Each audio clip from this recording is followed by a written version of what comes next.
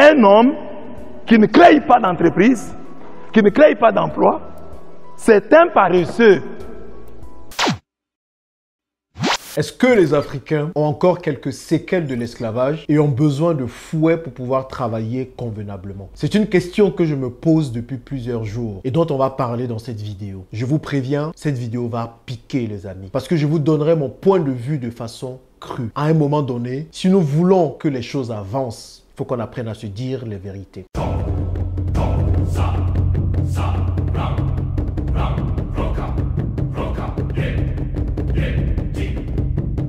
Et avant de me donner vos avis dans les commentaires, je vous invite à regarder cette vidéo entièrement. Parce que je ne tolérerai pas que les gens donnent des commentaires sans avoir pris le temps de regarder la vidéo.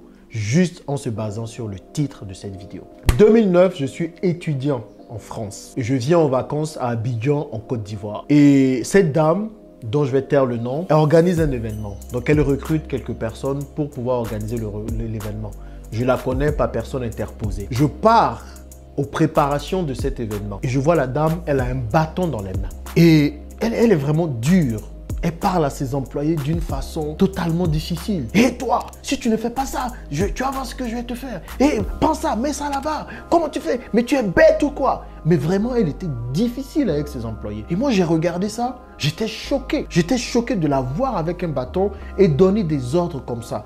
Dès qu'un employé faisait une bêtise, elle était là derrière sur son dos.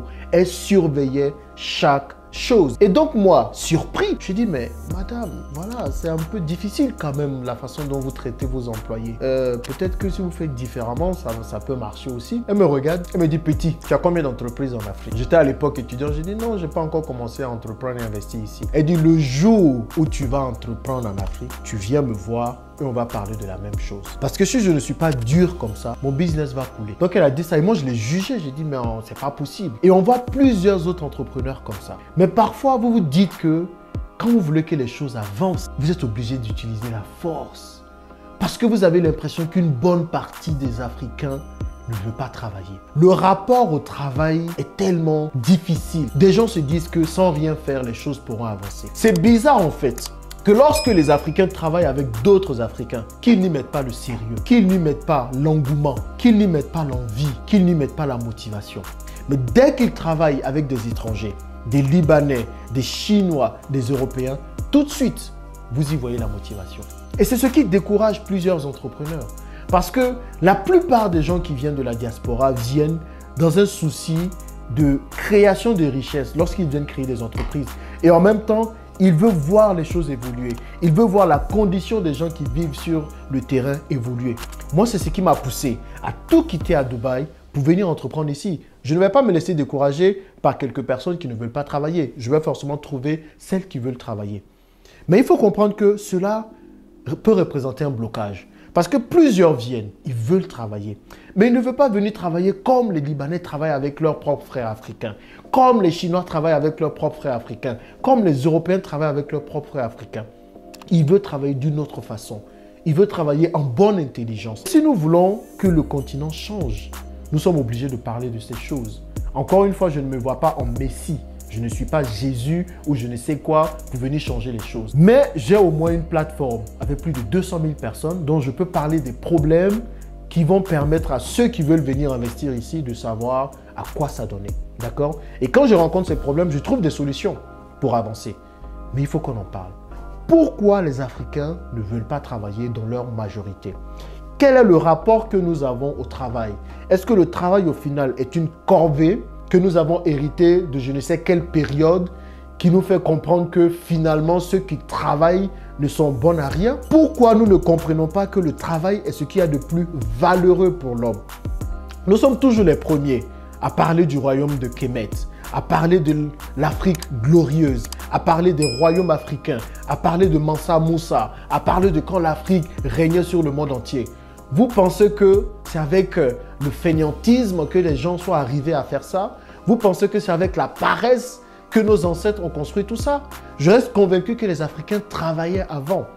Ils travaillaient pour pouvoir construire des pyramides comme on le voit aujourd'hui en Égypte. Nous sommes les premiers à dire que ce sont des Noirs qui ont fait les pyramides. Est-ce que ce sont des gens qui dormaient qui faisaient ça? Quand on pense à toutes les sciences qu'il y avait avant dans le royaume d'Égypte, quand on pense à tout ce qui a été mis en place, toute l'architecture africaine que nous puissions voir, ce sont des gens qui ont travaillé, les amis. Ce sont des gens qui se sont privés. Ce sont des gens qui ont bossé. Pourquoi aujourd'hui, on ne veut pas bosser? On a un retard abyssal contre les autres continents. On a un retard abyssal comparé aux autres continents. Et vous pensez que c'est en étant fainéant que cela va changer? Tu fais un business, tu viens avec un business plan, tu motives les gens, tu fais tout, tu les payes. Mais parfois, tu dois même finir par faire leur boulot. Et ne me parlez pas de compétences. Ce n'est pas une question de compétences. C'est juste une question de motivation. C'est juste une question de motivation. Pour que les choses puissent avancer sur le continent, peu importe ce que vous faites, vous êtes obligé d'être derrière les gens. Vous êtes obligé de les poursuivre. Vous êtes obligé de limite les chicoter, j'ai envie de dire, pour que les choses puissent avancer. Est-ce que vous êtes des enfants? Pourquoi aujourd'hui on vous chicote encore? Pourquoi aujourd'hui des Libanais soient derrière vous tout le temps? Pourquoi aujourd'hui même finalement vos propres frères africains soient vous derrière tout le temps? Les amis, on ne peut pas avancer comme ça. On ne peut pas avancer comme ça. On ne vous demande pas la lune. Vous travaillez. Et quand vous travaillez, vous êtes payé. Et quand on veut bien vous payer parfois, même ça, ça ne vous motive pas. Parce que j'entends plusieurs dire, mais oui, il faut payer plus. Oui, il faut des incentives. Il faut pousser les gens au travail. Mais parfois, ça ne fait rien. Ça va servir aussi à tous les entrepreneurs qui veulent venir entreprendre en Afrique, qui viennent de la diaspora. Ne venez pas dans un esprit de « oui, nous sommes ensemble, nous sommes frères, vous voulez forcément voir les gens se développer ». Ne venez pas pour ça. Ne venez pas avec cet esprit. Là, c'est la chute et l'échec assuré. Soyez dur et le business va vous rendre dur de toutes les façons. En tout cas, ici, le business va vous rendre dur. Parce que vous n'êtes pas dur, les amis, votre business va couler. Je ne dis pas que tout le monde est comme ça. Il y a des exceptions que j'ai rencontrées et que je ne lâche plus. Mais combien sont ces personnes sur qui on peut compter pour le travail? Combien sont ces artisans sur qui on peut compter pour le travail, les amis? À un moment donné, on ne peut pas vouloir une chose et faire totalement son contraire. On veut voir l'Afrique avancer. On est toujours les premiers à se plaindre sur les réseaux sociaux. L'Afrique est dernière de la classe. Oh, on nous piétine, on ne nous respecte pas. Mais comment pensez que vous allez être respectés, les amis? C'est par le travail qu'on respecte les gens, les amis. Il faut travailler. Vous ne pouvez pas vouloir être une nation forte et puis être fainéant. Et quand tu dis ça, on vous prend en exemple l'Europe.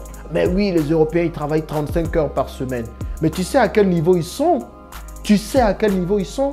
Les Européens se permettent de travailler 35 heures par semaine parce qu'ils ont mis en place des systèmes qui leur permettent de travailler 35 heures par semaine. On a quel système en Afrique? On a mis quel système en place? On a créé quoi jusque-là pour nous permettre de travailler 35 heures? Moi, je dis, on ne doit pas travailler 35 heures par semaine. On doit travailler 50 heures par semaine, 60 heures par semaine. Il y a des gens qui vous parlent de semaines de 8 heures. Vous pensez que c'est avec des semaines de 8 heures que nous allons rattraper l'écart abyssal que nous avons comparé aux autres nations?